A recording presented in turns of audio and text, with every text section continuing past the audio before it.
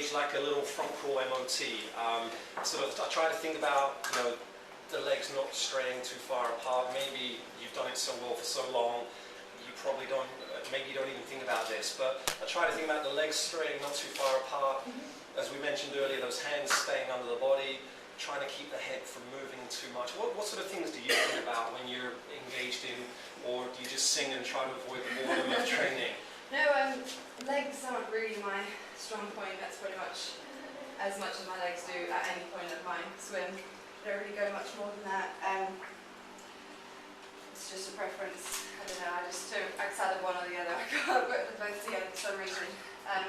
But it's just making sure that I'm nice and long on the freestyle. That's the main thing. I know if I'm not in a good place, or you know, I'm a bit tired, or I'm a bit sort of out of sorts, if I'm coming in a bit choppy, as my coach will be on the side saying, carry on, that's not gonna, you're not quite going long enough.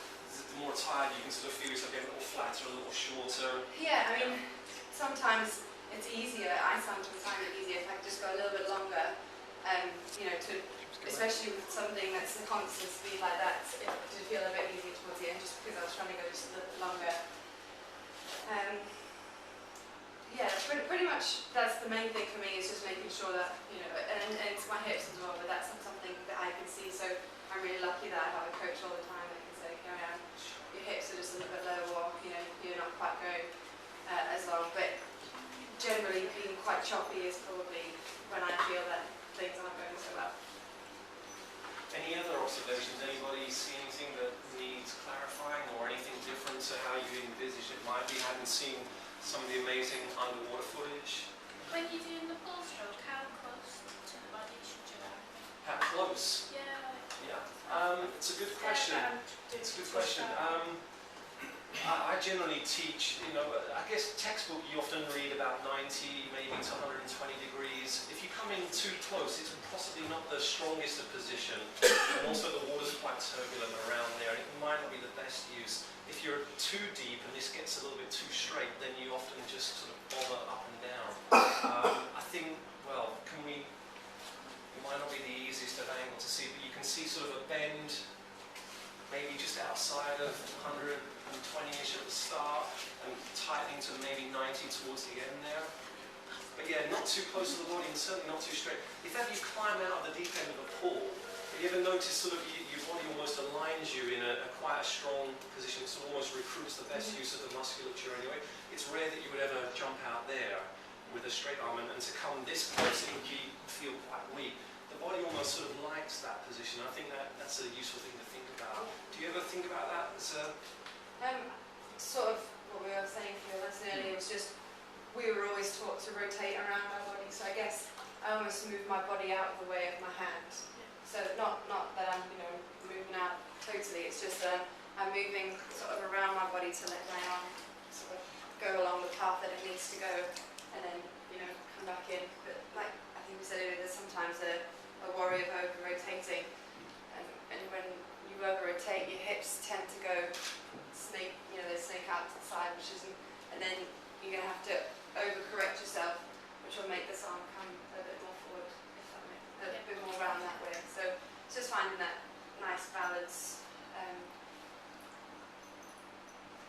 Yeah. Sorry. When it comes so easy, it's hard to put it into words. Does that help? Yeah. So not too close, but certainly not straight, and you'll eventually work out. We talked about getting those fingertips pointing down to the bottom quite early. Keep them in that alignment. Keep them quite central under it. And again, it's a good way to just keep it generally in the ballpark, and you won't really go too far wrong from that. Okay. And your hands, do you keep them together, or do you? Yeah, I don't make a conscious effort to make sure that they're stuck all the time, but it's definitely, you don't want your hands to be too rigid, because then you're not going to be pulling the right amount of water. But yeah, they need to be, I think maybe a problem is sometimes my thumbs are a little bit, they have mine their own, and they might go out a little bit further. But generally you want to keep your hands together, but not like, you don't want them to be like really, you don't want to see the white in your hand, basically. Nice and relaxed, but you do want your fingers to be together, because if they're not, then you're just causing so much more drag through your stroke, and you're not getting the water quite as much. So when you use paddles, do you ever use paddles? It's the same as that. So, you know, if you're using a paddle, you generally feel so much more powerful because you go so much more to the water. So when you take the paddles off, you still really want your hand to be that paddle, so that you're still, you know, getting that full force of the water. This idea, you're looking at, sort of, obviously there's not really any difference between that and that in terms of the area that your hand has, but a lot of small bubbles, whirlpools, eddies can get trapped in between the fingers. So actually swimmers will spread out just a fraction, but go too far, and then obviously, if you can get away from the idea of thinking of this as a paddle and think of that more as a handle, and you're trying to take the body through and over, you want a nice, big, strong handle rather than something that slip under. Some recent research actually found that 3.2 millimeters was ideal as an optimum, but that might be quite tricky to put into practice. But yeah, so you know, you want that, get away from the idea of a paddle and this old-fashioned cupping and so on. You actually want that quite big and strong holding you so you go forwards and over. Okay. Apart from the thumb, anybody else see any problems? Any with Keri-anne stroke? Go for it.